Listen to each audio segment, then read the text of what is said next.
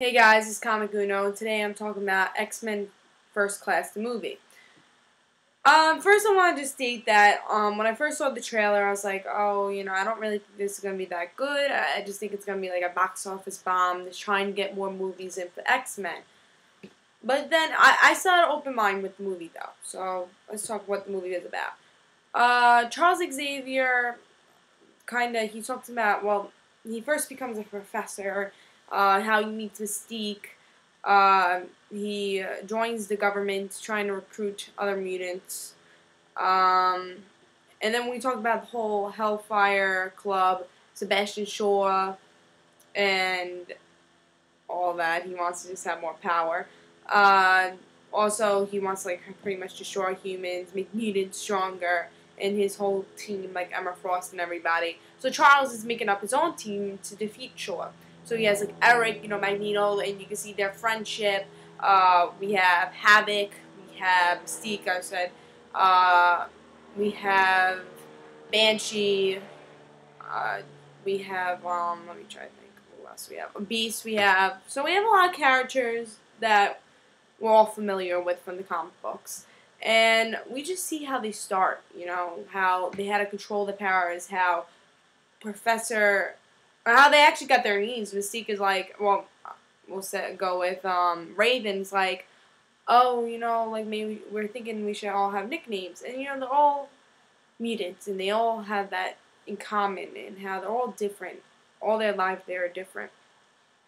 We even figure out how Beast only had his only problem was with his feet. He didn't turn blue until he tried to fix himself. Still have his powers, but try to not look as weird. But he made himself look even weirder. But my favorite part, I would have to say, is just seeing all those changes. Everything was so connected to the comic books, but I didn't know that much about the beginning of Charles Xavier and Eric. You get when you think Eric and Charles Xavier, you think, wow, how enemies they were. But how could you even think how they were friends? How did they even become friends? They just had so many different views. How? How would they be friends? In this, you actually see, wow, they were friends, and you can see their past. You see how they came to their way of thinking. I really liked in the first part of the movie, we see what we saw in the first part of the movie of X-Men was in Poland, where Eric loses his mom and his family, and then we actually see, wow, Sebastian Shaw killed his mom just for him to get angry to move a metal coin because he saw he was a mutant.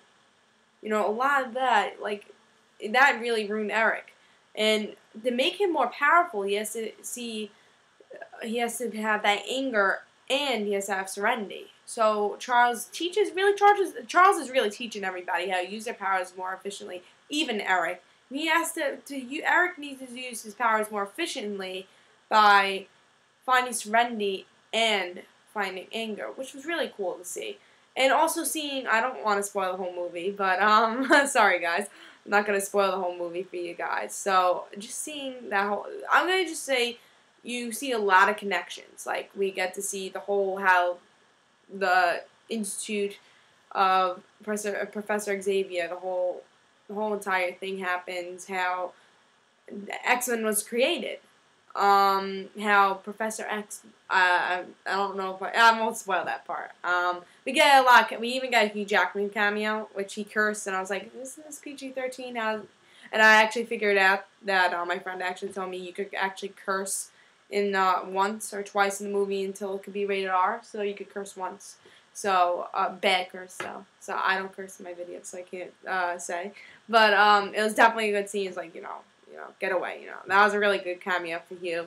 We didn't have a Stan Lee cameo though, but I saw a video. He's like, Stan Lee was saying, he was like, oh, maybe if I didn't, because they didn't ask him to do a cameo. He just has cameo everything. He does.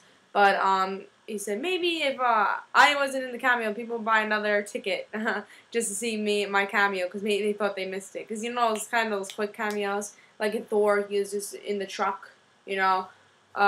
Daredevil, he makes Stan Lee not cross the street. I think it was Iron Man 2 or Iron Man 1.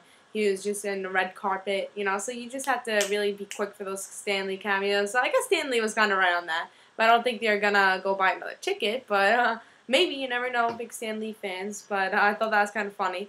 This was really the only a movie I didn't really see a Stan Lee cameo, though. I can't really think of any other one. Sorry, my neck is killing me. So, anyway, so I never really see a movie, well, a Marvel movie that didn't really have a Stan Lee cameo, so maybe they were trying to trick them. But we have some good Stan Lee cameos coming. Captain America here, we're gonna have a cameo. Spider-Man, Stan Lee ruined his cameo almost. If you want to hear his cameo, I just watched just write him. He's a Spider-Man cameo because he does reveal it in one of the interviews. So, I won't spoil it in this video, though. So let's go back to X-Men First Class. Definitely, I didn't expect it to be so good. Because they really, even with the time period, they just intertwined with the mythology of X-Men. You're like, oh, this is how it happens. Oh, this is how it happens. They were friends before, and it made sense. You actually felt for the character. Like, my disappointment with Thor is, like, you didn't feel for the characters. You didn't care if they died because you didn't really. I felt like they didn't have enough character development in Thor, but in this, you really did feel for each and every character. You know, like if they died, you're like, wow, you know, I feel bad. And every character you felt bad for, and every character you had a feeling for. You were really connected to the movie. So I give this a 4.5 movie because it was really good. It intertwines even with the Cold War, everything. If you're really into history and stuff, you really like this because it says this happened in the Cold War. It really does intertwine with a lot of things that happened in the Cold War. We had a couple of FDR speeches. We had a lot of those stuff. We had. Let me try to think what else. I'm trying to think. Cold War. The whole missiles of Cuba thing we had. So a lot of things, if you're a real history buff, you will really like those type of things in it. And again, if you're a big X-Men, trying to intertwine with everything, it was really great. And all the relationships been made. I didn't really, the things I didn't like was like Emma Frost. She was just annoying in this movie. I mean, I don't usually like Emma Frost, but she was extra annoying in this movie. The effects were, like, okay. They weren't the best effects, but, you know, I still liked them. It was still enjoyable to see. Like, Havoc, his things were pretty good. Only, like, flying and stuff, they did pretty, I didn't really like it. Like, when Magneto's flying, well, that's not really a spoiler. But, when he's flying, like, it didn't really, it was like, you know. So, those were my only disappointments, actually. I really didn't have that many disappointments in this. I give this a 4.5 out of 5. Definitely go see the movie. I really didn't have high expectations of it. And I have to say, it surprised me, this movie. It was really good.